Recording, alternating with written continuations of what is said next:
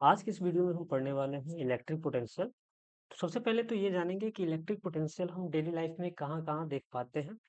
तो जैसे कि आपने जब भी मार्केट से आप सेल खरीदे हो, तो उस सेल पे आप अगर पॉइंट करें, अगर नोटिस किए होंगे, तो सेल पे लिखा होता है 1.2 वोल्ट। जैसे कि यहाँ पे एक डायग्राम दिया हुआ है, इसमें आप देख सकते हैं इस सेल के ऊपर लिखा हुआ है 1.2 वोल्ट।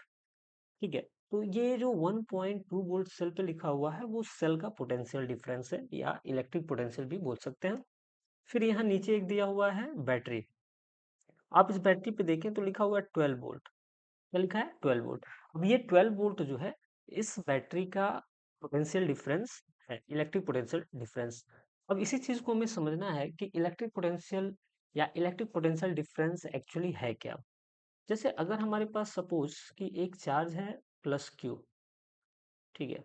एक चार्ज है प्लस क्यू और एक चार्ज है क्यू जीरो, जो है इन्फिनिटी पे। कहाँ पे है? इन्फिनिटी पे। अब इस चार्ज को हम इन्फिनिटी से लेके आ रहे हैं एक पॉइंट पे जिसका नाम है पी।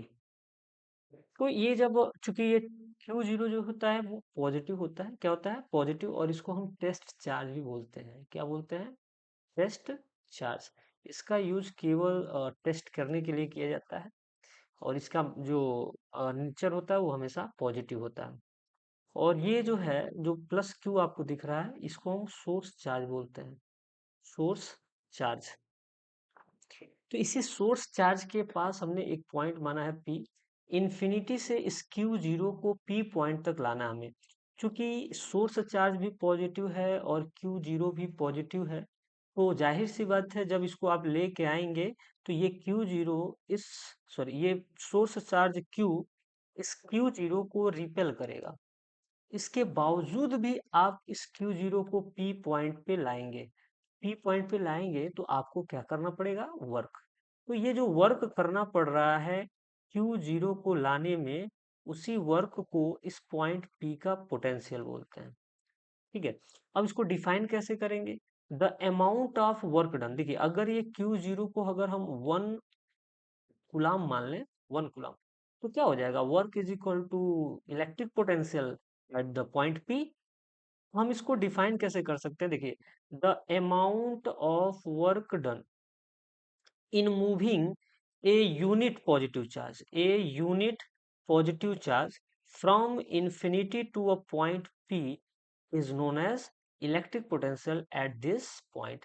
मतलब इस टेस्ट चार्ज को, अगर इस टेस्ट चार्ज की वैल्यू अगर 1 कूलाम है, इसी को इन्फिनिटी से पॉइंट पी तक लाने में जितना वर्क करना पड़ेगा, उसी वर्क को इस पी पॉइंट का इलेक्ट्रिक पोटेंशियल बोलेंगे। सिंपल सा डिफिनीशन है, the amount of work done in moving a unit positive charge from infinity to a point without any acceleration. हाँ, एक चीज में ध्यान रखना है कि ये चार्ज में कोई एक्सेलरेशन प्रोड्यूस नहीं होना चाहिए। मतलब इसको बहुत ही आराम आराम से कांस्टेंट वेलोसिटी से लेके आना है। मतलब एक्सेलरेशन क्या हो? जीरो हो। वेलोसिटी कांस्टेंट रहेगी तो एक्सेलरेशन क्या हो जाएगा? जीरो। इसको हम v से डिनोट करते हैं, पोटेंशियल को। v is equal to work upon charge. v is equal to work upon charge. ये एक कैसी क्वांटिटी है? स्केलर है। इसका एसआई यूनिट जो होता है वो होता है बोल्ट। क्या होता है? बोल्ट। वैसे अगर आप यहाँ देखें, तो यहाँ पे अगर आप देखेंगे तो वर्क का हो जाएगा जूल और चार्ज का क्या हो जाएगा? कुलाम। तो जूल पर कुलाम भी एक इसका यूनिट हो सकता है, पर हम इसका यूज बहुत कम करते हैं। सबसे ज्यादा यूज जो है हम बोल्ट का करते हैं। देखिए, इसके अलावा जो है 1 milli volt, 1 milli volt is equal to 10⁻⁻³ volt. दूसरा 1 माइक्रो वोल्ट, माइक्रो का सिंबल है ये। 1 micro volt is equal to 10⁻⁻6 volt. अब 1 वोल्ट किसको बोलेंगे? तो 1 वोल्ट किसको बोलेंगे? The potential difference between two points is said to be 1 volt if 1 joule of work is done in moving 1 coulomb of electric charge from one point to another point. जैसे अगर मान लो कि एक ये वर्क कितना हो जाए? 1 जूल। और चार्ज कितना हो हमारे पास? 1 कूलाम। तो पोटेंशियल कितना हो जाएगा? वर्क 1 जूल और चार्ज 1 कूलाम। ये हो जाएगा 1 जूल पर कूलाम, मतलब 1 वोल्ट। समझ में आ रहा है कि नहीं? तो the potential difference between two points is said to be 1 volt if 1 joule of work is done in moving 1 coulomb of electric charge from one point to another point. तो ये पूरा इलेक्ट्रिक पोटेंशियल का concept है। Next next है voltmeter. अब voltmeter होता क्या है? Voltmeter is a device which is used to measure electric potential between the terminals of circuit. जैसे कि यहाँ पे आप देख सकते हैं कि एक बैटरी लगा हुआ है, बैटरी, और एक रेजिस्टेंस है। इस रेजिस्टेंस की जगह पे बल्ब हो सकता है, फैन, टीवी, कूलर, कुछ भी हो सकता है। एक रेजिस्टेंस लगा हुआ है और ये लोड है। अब इस रेजिस्टेंस पे कितना पोटेंशियल खर्च हो रहा है, इसके लिए हमने लगाया क्या है? Volt meter. क्या लगाया है? Volt meter. और ये वोल्ट मीटर इस पे खर्च होने वाले इलेक्ट्रिक पोटेंशियल को रीड करके बताता है कि 1 वोल्ट खर्च हो रहा है, 2 वोल्ट खर्च हो रहा है या 3 वोल्ट खर्च हो रहा है। अब जो आप देख पा रहे हैं कि ये वोल्ट मीटर जो है इस रेजिस्टेंस के पैरेलली कनेक्टेड है, इसके पैरेलल है। ठीक है, तो वोल्ट मीटर हमेशा जो है सर्किट में पैरेलल ही हम लगाते हैं। दूसरा कि इस वोल्ट मीटर का जो रेजिस्टेंस है वो बहुत ही ज्यादा होता है, हाई रेजिस्टेंस होता है। हाई रेजिस्टेंस मतलब जो यहाँ से करंट आएगा वो नेग्लेजिबल हो, करंट इससे पास करेगा। वोल्ट मीटर से करंट जो है बहुत ही कम पास करेगा, ना के बराबर। तो ये जो करंट आ रहा है वो सीधे कहाँ से जाएगा? लोड रेजिस्टेंस से होके जाएगा। इससे जो है बहुत कम पास करता है वोल्ट मीटर से, इसलिए इसको पैरेलल लगाते हैं, इसका रेजिस्टेंस हाई रखते हैं। यहाँ वोल्ट मीटर में आप देखिए, the potential difference is measured by an instrument is known as voltmeter. It is always connected in parallel. Voltmeter has a high resistance because a negligible current passes through it। ठीक, next हम देखते हैं कुछ इस पे question हम कर लेते हैं जो अभी हमने पढ़ा है। क्या कि V is equal to work upon charge. इस फॉर्मूले पे कुछ क्वेश्चंस देख ले रहे हैं। चलिए, पहला क्वेश्चन है, on flowing a charge of 4 coulomb between 2 points of a wire, a potential difference of 16 volt, then calculate the work done। अब इसमें पहले तो देखो, जब भी आपको ऐसे न्यूमेरिकल्स मिले तो सबसे पहले जो जो चीजें दी हुई हैं पहले उसको राइट डाउन कर लेना हमें। चार्ज दिया हुआ है 4 कूलम, और पोटेंशियल डिफरेंस मतलब V दे दिया है कितना? 16 वोल्ट। कह रहा है कि वर्क कितना होगा। सिंपल सा है, फॉर्मूला लगाएंगे, V is equal to work upon charge. हमें वर्क निकालना है, तो work is equal to Q into V। Q कितना है? 4, और V है आपका 16। 16 4 जा 64 जूल। कितना वर्क आपको करना पड़ेगा। नेक्स्ट क्वेश्चन,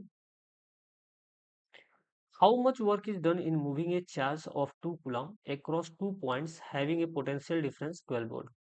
तो हमने बताया आपको कि जो जो दिया पहले उसको आप राइट कर लीजिए। तो कह रहा है कि work done in moving A charge of 2 coulomb.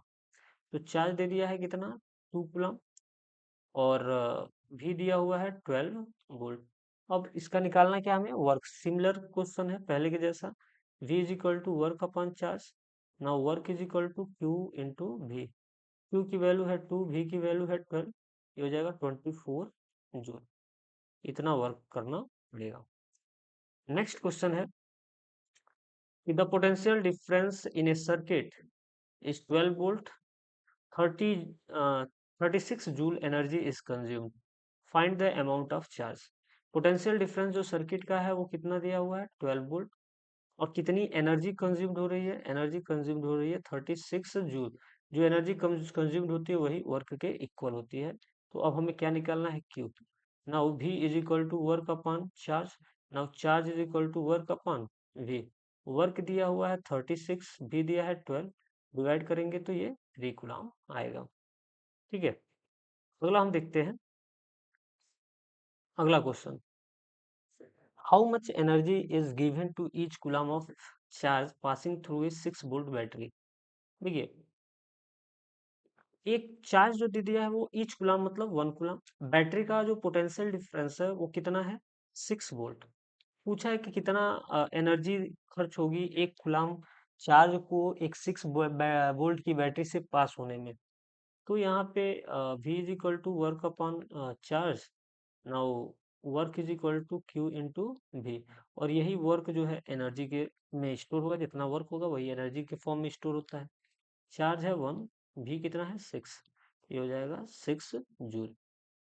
ठीक है। अब इसमें हम थोड़ा-सा बात करेंगे कंडक्टर, इंसुलेटर के बारे में।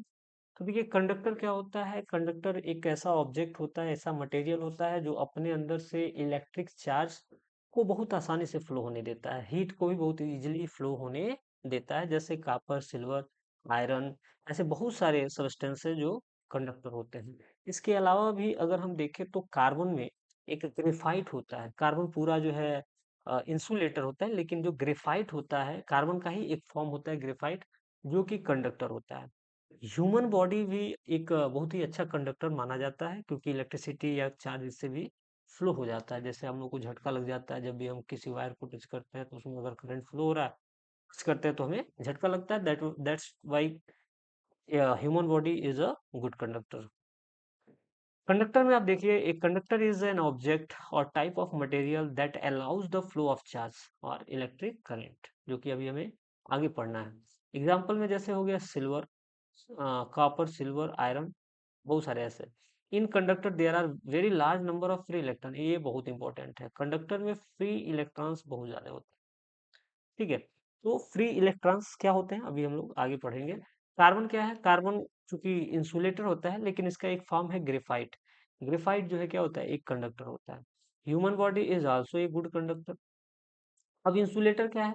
इंसुलेटर वो मटेरियल या सब्सटेंस है जो अपने अंदर से इलेक्ट्रिक चार्ज को फ्लो होने ही नहीं देता है, इलेक्ट्रिक करंट या इलेक्ट्रिक चार्ज को फ्लो नहीं होने देता है, हीट को फ्लो नहीं होने देता है, उसको हम क्या बोलते हैं? इंसुलेटर। जैसे कि आप देखें प्लास्टिक, रबर, है ना, माइका, कार्बन, अभी हमने बात की उसमें, पेपर, ये सब क्या है? सब इंसुलेटर है। और इनसे जो है चार्ज फ्लो नहीं करता है, करंट फ्लो नहीं करता है, या हीट फ्लो नहीं करता है, आप जो भी बोलिए। ठीक है। अब इसमें आता है कि फ्री इलेक्ट्रॉन क्या होते हैं।